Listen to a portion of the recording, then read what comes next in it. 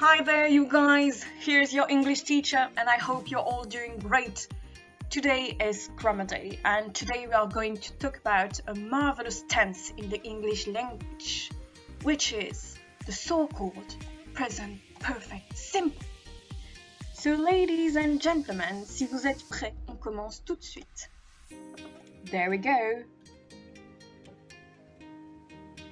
Je vais d'abord commencer par vous donner un petit aperçu de la leçon d'aujourd'hui. Nous allons tout d'abord commencer par nous intéresser à la formation de ce temps. Nous développerons ses caractéristiques à la forme affirmative, négative et interrogative. Ensuite, nous verrons que le present perfect est un temps très souvent utilisé en anglais et nous tenterons ensemble de répondre à la question « Quand l'utiliser finalement ?» Ça n'a pas l'air tout facile tout ça, je vous l'accorde. Mais je vous donnerai pour finir quelques petits trucs, quelques petits indices qui vous permettront de savoir quand vous pourrez systématiquement ou presque utiliser le present perfect. Ça vous va comme ça? Allez, c'est parti. On démarre tout de suite avec la formation. How to form the present perfect simple? Eh bien, c'est en fait assez simple. Vous prenez tout d'abord l'auxiliaire have, que vous conjuguez au présent simple, auquel vous allez ajouter le participe passé du verbe. Il s'agira donc de la forme se terminant en ed pour les verbes réguliers et de la fameuse dernière colonne DTP pour les verbes irréguliers. Jusque-là, pas trop compliqué. Et pour visualiser cela de manière plus concrète, exemple. Prenons le verbe régulier to work. Si nous suivons la règle que je viens de vous donner, nous obtiendrons à la forme affirmative donc have plus le participe passé en ed worked. Donc I have worked, you have worked, he has worked, she has worked, etc., etc. Même chose à la forme négative. I haven't worked, you haven't worked, he hasn't worked, she hasn't worked, etc.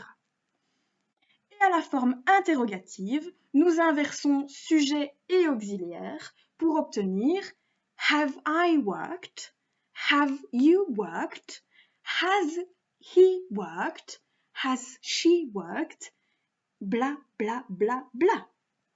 Voilà. Prenons un verbe irrégulier maintenant. To break, par exemple. Je prends donc toujours mon auxiliaire have au présent et je vais chercher le participe passé dans la dernière colonne de mes TP. Dans ce cas-ci, broken. Et je conjugue I have broken, you have broken, he has broken, etc., etc.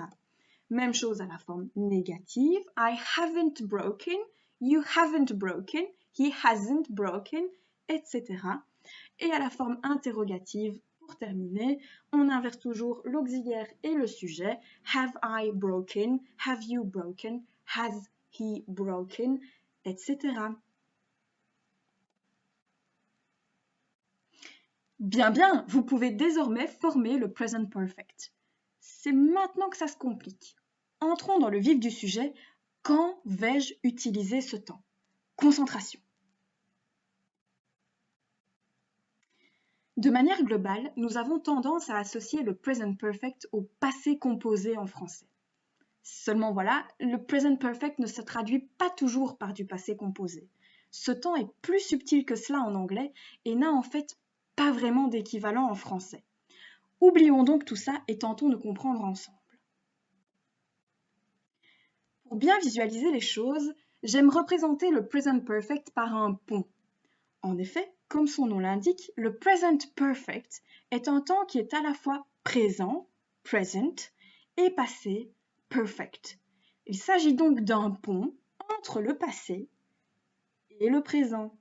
C'est un temps qui sert à établir un lien entre le passé et le présent. Maintenant que nous avons cette image en tête, nous pouvons nous intéresser à son utilisation plus précise. Dans quel contexte vais-je l'employer? Eh bien, en résumé, le present perfect sert à faire un bilan dans le présent d'activités passées, à parler d'une action qui a débuté dans le passé et qui continue dans le présent, à parler d'une action qui a eu lieu dans le passé, mais qui a des conséquences, des répercussions ou un résultat dans le présent. On peut aussi l'utiliser pour parler d'une action qui vient de se produire. Mémorisez bien ces 4 domaines d'utilisation clés.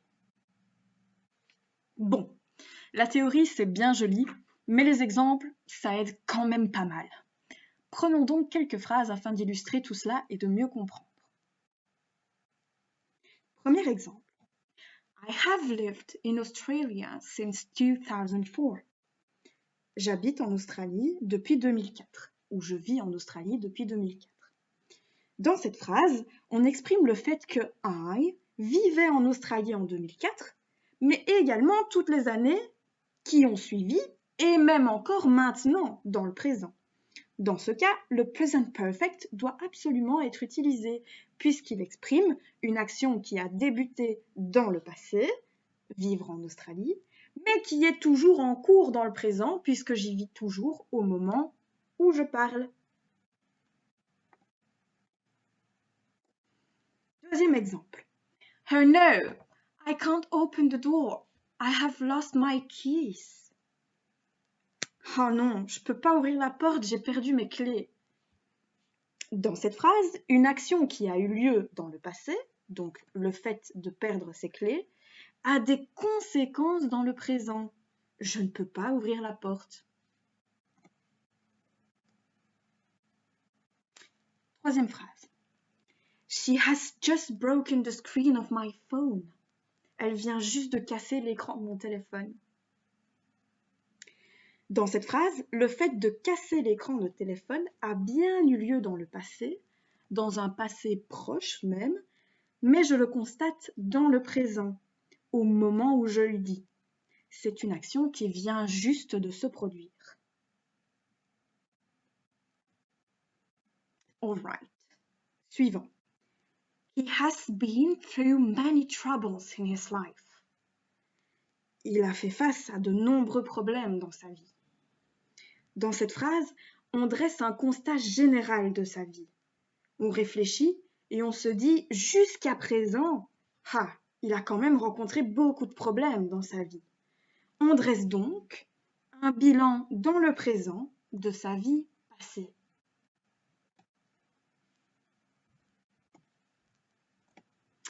It's the first time I have heard such a funny joke. C'est la première fois que j'entends une blague aussi drôle. Cet exemple nous montre qu'inconsciemment, celui qui parle a examiné son passé pour savoir s'il avait déjà entendu une histoire aussi drôle.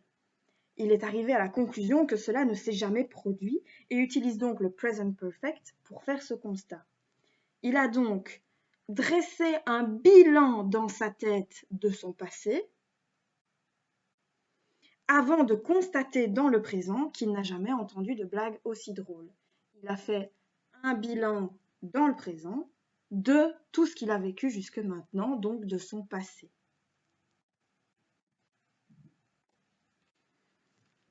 Dernier exemple, I've painted my bike so it's red now. J'ai repeint mon vélo, ou j'ai peint mon vélo, donc maintenant il est rouge. Dans cette phrase, la personne a repeint son vélo dans le passé et le résultat, la conséquence dans le présent, est maintenant que le vélo est rouge.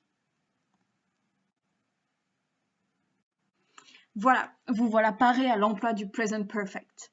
Il me reste encore une série de petits indices à vous donner, des petites expressions qui vont vous être utiles afin de savoir quand vous pourrez systématiquement, ou en tout cas presque, utiliser ce temps. C'est parti. On a tout d'abord never. Never, vous le connaissez, jamais. I have never been to England. Je n'ai jamais été en Angleterre. Là, on dresse un bilan de tout ce qu'on a fait jusque maintenant dans notre passé et on constate que, non, on n'a jamais été en Angleterre. On a aussi le ever. Have you ever been to England? As-tu déjà été en Angleterre? Ce ever a le sens de déjà. As-tu au moins une fois déjà été en Angleterre? Not yet ou yet tout court. I haven't been to England yet. Je n'ai pas encore été en Angleterre. For. I have lived in England for 20 years.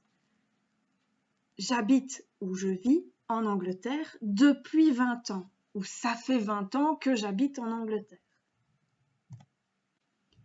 Since. I have lived in England since 2008. J'habite en Angleterre, je vis en Angleterre depuis 2008. Comme vous l'avez certainement constaté, j'ai traduit le for et le since exactement de la même manière. Je les traduis avec depuis. Ça, c'est une petite subtilité qu'il faut que je vous explique encore. Le depuis, en français, se traduit de deux manières en anglais. Il peut se traduire par for ou il peut se traduire par since. La différence entre les deux, c'est qu'on va utiliser for avec une durée. Donc, depuis 20 ans, depuis 2 semaines, depuis 4 mois. Donc, vraiment, cette idée de durée avec week, month, days, years, par exemple. Et puis alors, on a le since. Le since s'utilise avec un point précis dans le passé. Donc, par exemple, une date, un moment précis dans le passé, comme point de départ. Alright, on continue. On a le so far. I haven't been to England so far. Je n'ai pas été en Angleterre jusqu'à présent, jusque maintenant. On a aussi le already. I have already been to England. J'ai déjà été en Angleterre, dans le sens où j'y suis déjà allée au moins une fois et peut-être même plusieurs fois. Just. I have just moved to England. Je viens juste d'emménager en Angleterre. Quelque chose qui vient juste de se produire. Et puis on a finalement le recently. I haven't been to England recently. Je n'ai pas été en Angleterre récemment. Okay, so this is it for this grammar lesson about the present perfect simple tense. I hope you liked this video and that it helped you understand how it works. If you found it useful, please share it with your friends who learn English. See you soon, guys, and take care.